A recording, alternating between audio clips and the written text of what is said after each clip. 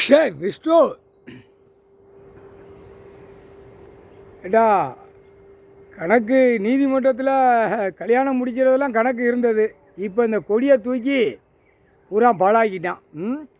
வெளியில் ரிசர்ச் ஆஃபீஸில் அவனே பதிரானா ரிசர்ச் ஆஃபீஸ்லேயே பதிஞ்சுக்கோடா அப்படின்னு சொல்லி கல்யாணம் முடிச்சுக்கோங்கடான்னு சொல்லி அரசியல்வாதி வைக்கான். ஒரு கொடியை தூக்கி கொடியை ஆட்டி பேப்பரை அடித்து விட்டு பாழாக்குதான்.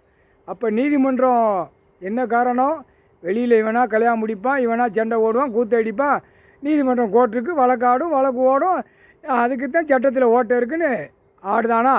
இப்போ நீதிமன்றம் கோர்ட்டில் கேட்டுக்கோப்பா, இந்தியா நாடு தமிழ்நாடு, டெல்லி டு தமிழ்நாடு வரை கேட்டுக்கோப்பா, இவனுங்க கல்யாணம் முடித்தது செல்லாது, முக்கால் சத்தியம் செல்லாது. எப்படி செல்லும்?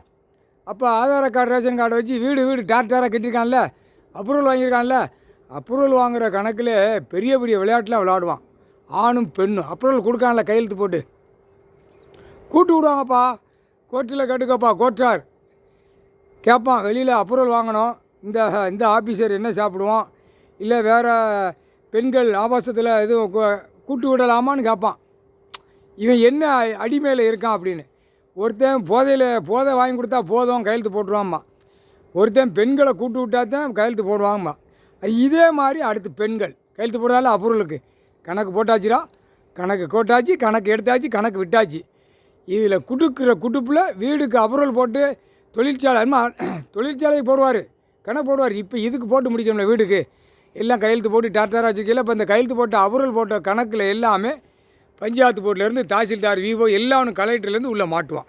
மாட்டையில் குறுக்கெலும்பு ஒடிச்சு நைய நறுங்க தட்டி விட்டுருவார். இதே கூத்து தான் நடக்கும். இந்த பேப்பருக்காக இதே கூத்து.